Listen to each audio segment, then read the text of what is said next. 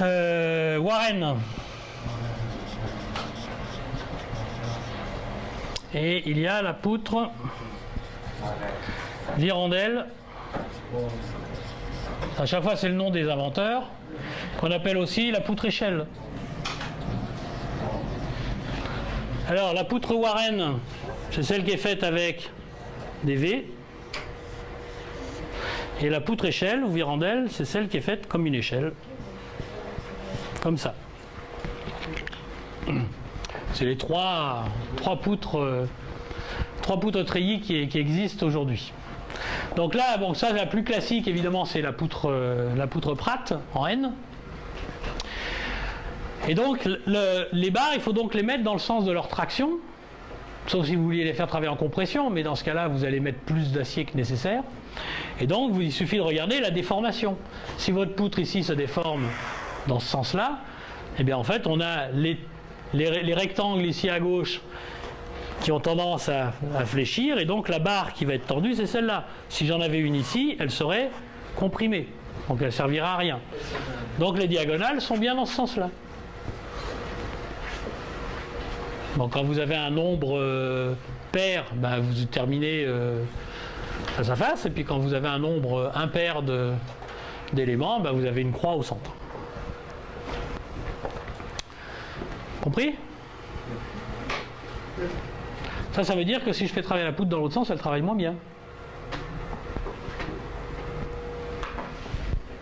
Quand je vais l'installer sur un chantier, par exemple, celle-là, si je commence par la prendre par le milieu, elle ne va pas aimer.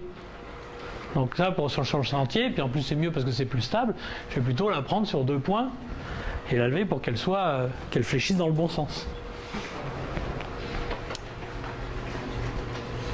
Bon, ça, il y a un petit dimensionnement rapide, le 12e de la portée, ça vous pouvez le marquer dans un coin. C'est ce que je donne aux architectes. Moi, je leur en donne pas plus. Si l'architecte, s'il sait déjà me faire le 12e de la portée, c'est déjà bien.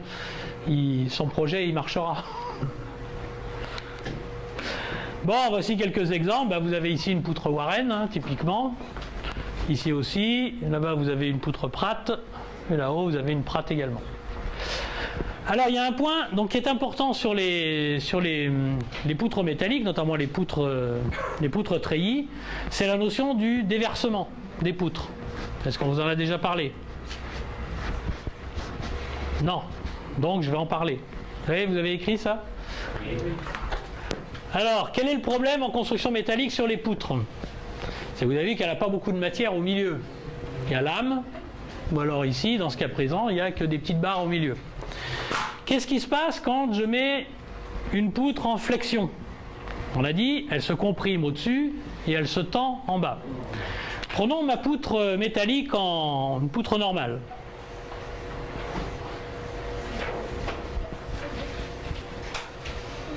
Et donc je la prends et puis je lui dis, allez, hop, ici, je vais te comprimer. Et dessous, je vais te mettre en traction. L'élément métallique qui est ici va se mettre en traction, mais il n'a pas envie de changer de dimension. Or, il va bien falloir qu'il y ait une augmentation de la longueur si elle est en traction. C'est la distance entre les deux poteaux ne va pas bouger, je la fais fléchir, au-dessus, donc on comprend bien que ça va vouloir se comprimer, ça va se passer quelque part, et puis celle qui va être tendue, elle va résister. Ici, on peut imaginons que ce soit presque du chewing-gum, je dirais, si je prends une barre, prenez une règle, un double décimètre. Si vous commencez à le pousser pour le mettre en compression, qu'est-ce qu'il fait? Il flambe. Voilà. Donc ça, ici, lui, il va avoir tendance à vouloir flamber. Bon, il est maintenu par le reste. Et quand je prends ma règle en plastique et que je tire dessus, il ne se passe rien. Mais si je veux vraiment lui tirer dessus, imaginons que je l'allonge et qu'en même temps je lui dise, mais non seulement je t'allonge, mais en plus je te mets en flexion. Hein, je te tire dessus et je te plie. Prenez, je suis sûr que j'ai déjà fait ça dans la main. Prenez une barre, je cherche une barre qui résiste, mais j'ai fait ça quand j'étais jeune, mais je ne sais plus sur quoi. Imaginez une barre, vous tirez dessus et vous voulez la cintrer. Qu'est-ce qu'elle a tendance à faire? Elle tourne, elle veut reprendre sa longueur initiale. Donc ce qui se passe, et c'est toujours le cas, c'est que les éléments dans une structure qui sont tendus horizontalement sous l'effet d'une charge, ils ont tendance à partir sur le côté pour reprendre leur position initiale. En clair, puisque tu veux que je passe par en bas, ben non, moi je vais revenir à l'état initial. Je suis dans le plan vertical, donc je veux te faire fléchir, mais moi je veux pas, je repars sur le côté pour remonter à ma position. C'est ce qu'on appelle le déversement des solives.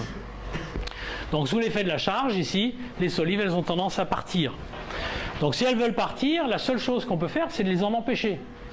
Comment est-ce qu'on empêche? Soit par augmentation de la raideur de la partie centrale, soit en utilisant par exemple ce qu'on appelle des petits bracons qui vont venir entre une solive et la poutre, et puis on va mettre une triangulation, de telle manière à rigidifier l'âme pour qu'elle ne puisse pas partir à droite ou à gauche. Quand on fait des poutres comme ça, c'est encore pire, parce que là, en plus, on a le 12e de la portée, donc vous avez quelque chose qui est très haut et qui a tendance à partir. Donc quand vous voyez ce genre de choses, vous verrez très souvent des poutres dans l'autre sens. On les voit ici, là. Ces poutres-là, elles ne sont pas là pour porter, elles sont là pour empêcher la membrure inférieure de partir. On pourrait très bien la remplacer, j'ai fait ça un jour avec groupe 3 là, sur l'aéroport de Guelmim, c'est de se dire, en fait, ma poutre treillis, quand j'en ai deux, soit je mets une poutre en travers, soit je peux très bien dire, ce point-là, en fait, ce que je veux, c'est qu'il ne parte pas à droite et à gauche. Rien ne m'empêche de dire, je mets un câble de chaque côté et je reporte les efforts jusqu'au bout. De telle manière, il y a une barre en bas pour qu'elle soit toute pareille, mais j'empêche le point de se déplacer dans l'espace. Donc là encore, on repart dans la géométrie. Mais une fois qu'on sait que la poutre va chercher à partir, eh bien, il faut partir de ce point et en géométral dire ce point, qu'est-ce que je peux faire pour l'empêcher de partir? La seule chose, c'est la triangulation, là encore. Donc les barres toutes seules ne suffiraient pas, il faut bien évidemment avoir donc en fait le même principe de poutre dans l'autre sens ou des systèmes que vous pouvez inventer tous les jours sur le sujet.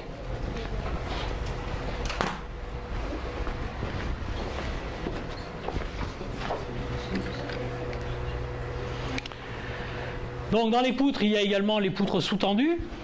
Alors ça, c'est quelque chose donc à utiliser, notamment quand vous avez des atriums où vous avez des portées qui sont importantes. Cette poutre-là, plutôt que d'avoir une poutre géante et donc qui serait très lourde au niveau du visuel, eh bien, on a intérêt dans ce cas-là à utiliser le principe des poutres sous-tendues. On en avait parlé l'autre fois. Hein.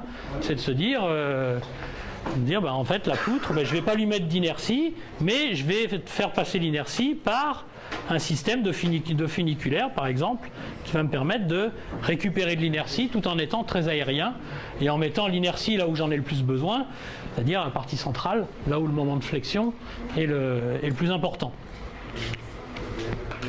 Donc ici on les a, alors on peut les dessiner comme on veut. Hein.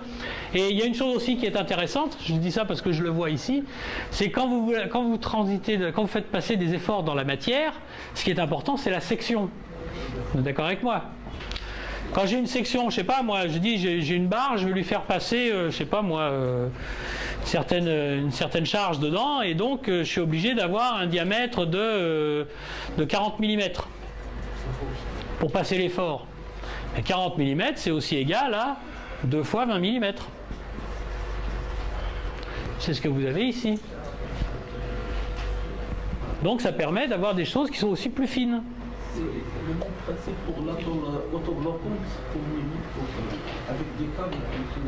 Ah non, ça c'est les trucs de Blocotella ou compagnie là. Non, là on utilise la forme qui est la voûte. Mais comme la voûte elle a tendance à pousser, on met un tirant pour l'empêcher de partir. Mais là je parle plutôt de ce tirant. Ce tirant en question, si on a besoin d'une certaine valeur de métal pour reprendre les efforts, donc pour encaisser la contrainte donnée sur l'élément, on peut aussi le faire par addition d'éléments. On peut utiliser 2 barres ou 3 barres ou 4 barres, puisque de toute façon on peut diminuer puisqu'on travaille en traction. On n'a plus de problème de flexion, on n'a rien. On a juste une quantité de matière à assurer. Oui. La différence entre un tirant actif et passif. Quand on est sur un ouvrage de berlinoise, on imitait des tirants, 2 couches de tirants. La première couche était active, la deuxième était passive. C'était pour tirer des HOA moment de la berline.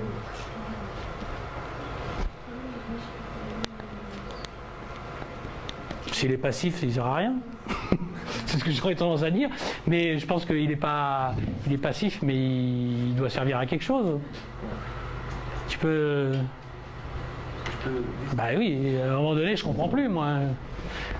Puis ils sont tous pareils. Hein. Le besoin d'un petit croquis, ça vaut mieux qu'un long discours. Là, je fais même le nettoyage. Hop, pardon. Il y a du rouge, du bleu, du noir.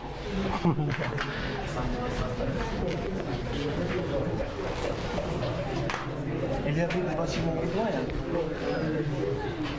Des bâtiments mitoyens. Le projet des nouvelles constructions existantes ici, il fallait... T'es en plan, t'es en élévation, t'es en quoi? Oui, c'est en coupe. En élévation, d'accord, en coupe. Il fallait mettre des berlinoises ici pour soutenir les bâtiments existants. Ouais. Parce qu'ils sont... Il était... D'accord, oui, d'accord, il fallait soutenir... de glissement. Il fallait soutenir avec des berlinoises en HOA. Ouais. Alors on y administre des HOA en sol. Ouais. Avec des tirants, 2 couches de tirants, de 12 mètres. Ouais. C'est là on les a nommés passifs et ceux actifs. Ceux du dessus passif et ceux du dessous actif. Actifs. Alors attends, sur le... Ça, c'est, tu me dis des tirants. Oui, des tirants. Là, tu soutiens rien? Là, c'est les HEA, ils sont... C'est des HEA en... Ouais, mais je vois pas à quoi ils servent, là, les HEA, là, dans... C'est pour soutenir les bâtiments. Donc il y a des poutres qui viennent dessus? Non. C'est seulement ça, c'est le terrain naturel. Ah, là, il y a de la terre? Ouais. Ah, donc oui, c'est un principe, tu fais comme un mur de soutènement, et donc en fait, tu as des poussées qui sont dans ce sens-là, et ils appellent ça passif, et ça actif? Ouais. Ah, moi, s'il y a une poussée ici, il y a plus de poussées en haut qu'en bas. T'es d'accord? T'es d'accord? Ouais. Mais je vois pas la différence entre les deux puisqu'ils sont utilisés de la même matière. Bah pour moi, oui, les deux. Les tirants d'ancrage. Bah, ceux-là, ils sont ancrés de toute façon. Là-bas au bout, il faut qu'ils soient ancrés. Il y avait de la coulée en béton ici pour. Voilà, donc ils sont ancrés. Donc ici, qu'est-ce qu'on a? On a une poussée horizontale du terrain qui est dans ce sens-là. Donc ici, la poussée, elle est minime, et ici, elle est grande. Ouais. Plus je suis haut, plus j'ai de poussée. Ouais. Donc pour moi, ce tirant ici, il travaille plus que celui-là. Mais question d'équilibre, on n'a pas d'ondulation au niveau de... Ah non, mais ça je suis d'accord, oui, on peut en mettre 3, 4 pour que ça gonfle pas ici. Donc celui-là, il reprend la charge, et celui-là, il reprend la flexion. Ah, et celui-là, tu l'as appelé comment? Actif? Actif. Lequel est actif? Celui-là, il est actif, celui-là, passif. Celui-là, il est actif et celui-là, il est passif. J'aurais appelé l'inverse, moi. Moi, j'aurais appelé celui-là plutôt actif et celui-là passif parce que il retient pas la charge, mais il retient le flambement. Il me permet de diviser la longueur de flambement en deux. Donc, mais bon. Mais en termes de matière, c'est la même chose. Bah, pour moi, ouais. Mais... Pour moi, ils ont pas la même fonction. Ici, en fait, ici, pour moi, c'est quoi? C'est une poutre sur 2 appuis. Un appui ici, un appui là. Et ça, c'est le tendeur qui empêche ou qui permet de faire un appui intermédiaire pour diviser la longueur de flambement en deux. L sur 2, L sur 2. Alors, mais j'avais jamais entendu parler de tirant actif et passif. Dans quel cas on utilise ce type? Mais là, c'était pour retenir le terrain. Donc tu fais un trou et donc tu as un glissement de terrain qui peut intervenir. Donc il faut te fermer. Donc tu mets des poteaux, mais les poteaux ils ont tendance à partir. Donc si tu peux pas assurer un encastrement ici, tu considères donc ici tu auras donc un moment de rotation. Donc tu es obligé de reprendre un autre appui au-dessus. Mais en fin de compte, on les a supprimés, on a utilisé depuis un mètre.